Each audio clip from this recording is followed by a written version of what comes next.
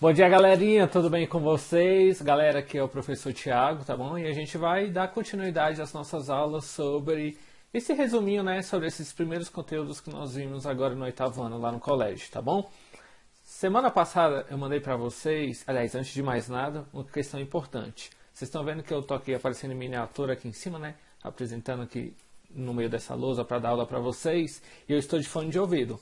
Mas não é porque eu estou escutando música enquanto eu estou apresentando, dando aula para vocês, tá bom? É porque o fone de ouvido tem um microfone para eu poder gravar um pouco melhor essa videoaula com vocês, tá bom? Então não achem que eu estou escutando música enquanto apresento para vocês essa aula, beleza? Vamos lá. Semana passada a gente fez uma pequena revisão sobre o que foi o iluminismo, os autores e obras, os principais autores e obras iluministas, correto? Então, dando continuidade à nossa revisão desses primeiros conteúdos, hoje nós vamos ver o que foi, aliás, ver totalmente não, ver o início da colonização da América do Norte, tudo bem? Então a gente vai revisar neste conteúdo mais ou menos o início desse sistema colonial que foi estabelecido na América do Norte, beleza? Então vamos lá, vamos para a aula. Hoje é rapidinho, tá bom?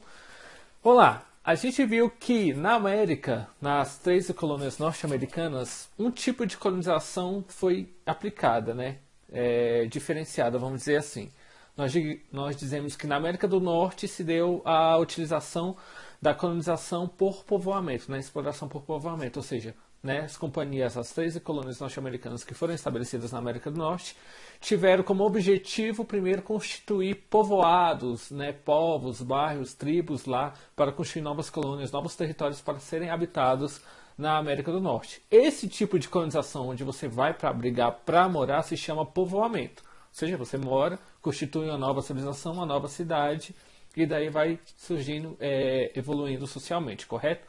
Outro tipo de colonização é o que foi aplicado na América do Sul no século XV, né? Principalmente aqui no Brasil, Chile, Peru, Argentina, Uruguai e tal. A colonização por exploração, que é quando Portugal e Espanha chegaram na América, principalmente na América do Sul, e aqui buscavam para o Brasil açúcar e todos os recursos naturais das nossas terras para extrair, explorar e levar essas riquezas até a Europa. Não era objetivo nem de Portugal nem de Espanha estabelecerem colônias de povoamento aqui na América do Sul, somente de exploração. É claro que algumas pessoas tiveram que residir aqui para explorar, mas não é a mesma coisa que as 13 colônias lá na América do Norte, onde residiam, fixavam para morar fixamente, para sempre, tá bom? Então, as etapas da colonização da América do Norte. Nós vamos ter duas etapas importantes. A primeira dela foi mais ou menos lá no século XVI, pertinho da colonização da América do Sul, né?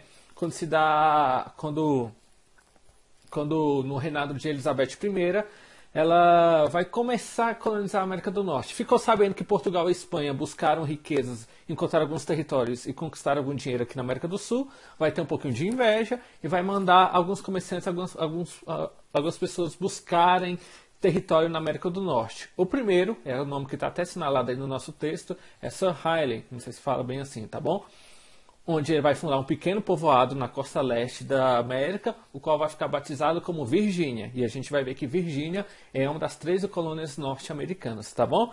Mas essa primeira exploração, né, essa primeira experiência de exploração, vamos dizer assim, da América do Norte por parte dos ingleses, fracassou. E esse fracasso deveu-se, sobretudo, né, como a gente vai ver, a uma série de questões implícitas aqui na América. Aqui era um sistema próprio de convivência, de vida, muito diferente da Europa. Então, aqueles que vieram aqui explorar acabaram passando fome, passaram por algumas doenças, né? E teve a resistência indígena na América do Norte, né? Então, os índios pegaram armas e lutaram. Diferente um pouco do que aconteceu na América do Sul, quando os portugueses e espanhóis conseguiram barganhar um pouco com as nossas tribos indígenas aqui, né? As nossas civilizações pré-colombianas, tá bom? Prosseguindo, então, a gente chega de fato ao que a gente viu em sala de aula, né? Na colonização das 13 colônias, né, na América do Norte, a gente vai ver que a partir do século XVII a coisa muda um pouco. Por qual motivo? Porque a monarquia inglesa, lembra que a Inglaterra até hoje é uma monarquia, ela vai buscar uma nova tentativa de exploração, vamos dizer assim, do território norte-americano, tá bom?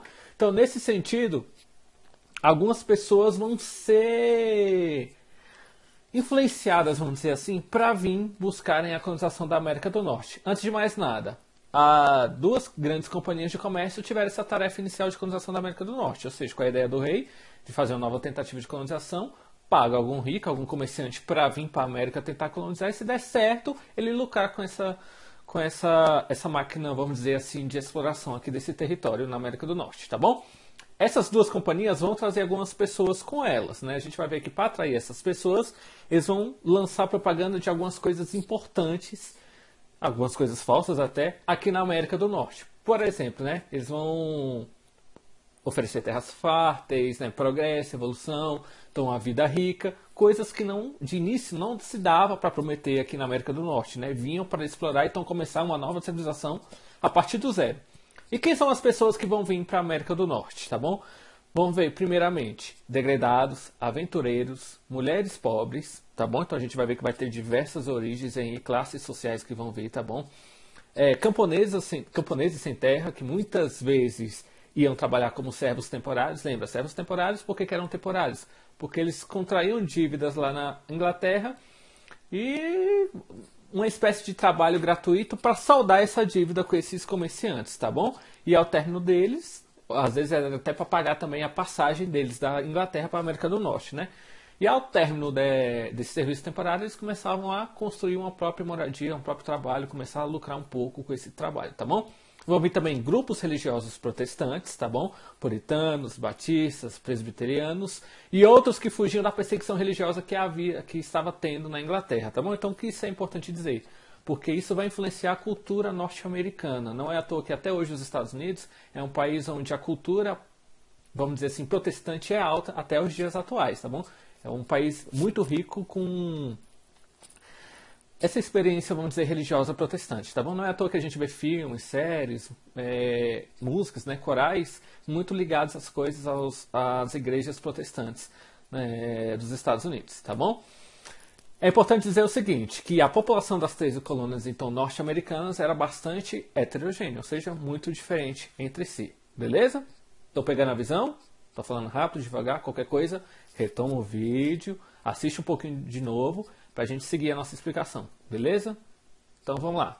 Nesse sentido, então, continuando falando ainda das 13 colônias norte-americanas, tem uma coisa muito importante. Além dos ingleses, outros grupos europeus também vieram buscar alguma questão territorial de riqueza aqui na América do Norte, como os escoceses, irlandeses, alemães, franceses e holandeses, tá bom? Mas quem de fato vai participar, quem vai colonizar, quem vai criar toda uma nova cultura e influenciar, será a Inglaterra, tá bom?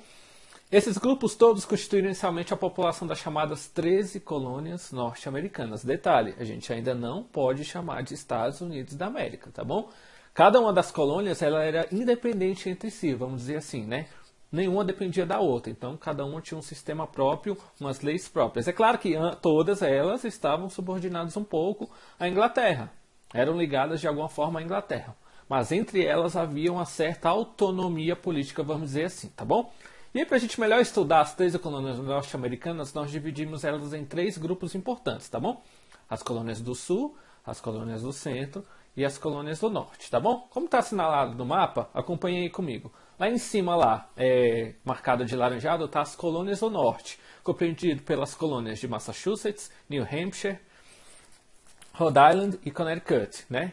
As colônias do centro, nós vamos ter Nova York, Nova Jersey, Pensilvânia e Delaware, tá bom? E as colônias do sul, nós vamos ter Maryland, Virgínia, Carolina do Norte, Carolina do Sul e Geórgia. Lembra, Virgínia, dessas 13, é a primeira, que lá no século XVI, lá, que a gente falou um pouquinho antes, tá bom? Foi a primeira colônia estabelecida aqui na América do Norte, tá bom? Lembrando que lá no século XVI, eles chamaram todo esse território de Nova Inglaterra. Tomara que vocês tenham completado a minha fala, beleza? Então vamos lá, seguindo então. Essa história que a gente está falando então da colonização da América do Norte, ela continua na próxima aula, tá bom? A gente viu agora que foram estabelecidas 13 colônias, quem veio colonizar essas 13 colônias, como elas são divididas, tá bom? E quais os nomes dessas colônias, tá bom? Bom detalhe, o processo de independência dos Estados Unidos é um pouquinho longo, então a gente vai picando ele um pouco para a gente não ficar um pouco perdido nesse assunto, beleza? Pessoal, é o seguinte, para a gente melhorar um pouco o desenvolvimento durante esse período que nós vamos estar de quarentena, para o melhor desenvolvimento das aulas, vamos prestar essa sequência lógica aqui que eu estou apresentando para vocês. Primeiro deles, assistir a videoaula, que eu sempre vou estar gravando, filmando e disponibilizando no YouTube, e o link eu jogo lá no grupo do WhatsApp, tá bom?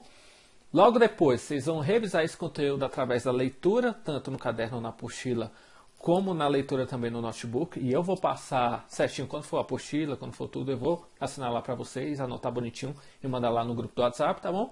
E por último, vocês vão responder os exercícios de fixação, tá bom? A gente faz dever, é para fixar o conteúdo na cabeça, a gente saber o conteúdo, tá bom? Então sempre depois, lá no grupo do WhatsApp, quando tiver o vídeo, a videoaula, logo embaixo vai ter um arquivo PDF com a lista de exercícios. Quando não tiver um PDF, é porque eu só vou assinar lá porque os exercícios estão na apostila. Então é para ser respondidos na apostila, tudo bem?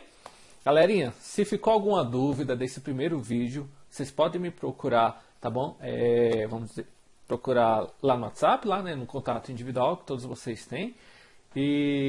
Mas assim, antes de ter uma dúvida, reassiste um pouco o vídeo. Às vezes é uma pergunta que você quer fazer, eu acabei de explicar anteriormente no vídeo, beleza? Então dê uma olhada no vídeo, vê se está tudo correto, vê se todas as dúvidas foram sanadas terminando o vídeo. Se ainda ficaram algumas dúvidas, vocês me perguntem no privado, tá bom? No WhatsApp.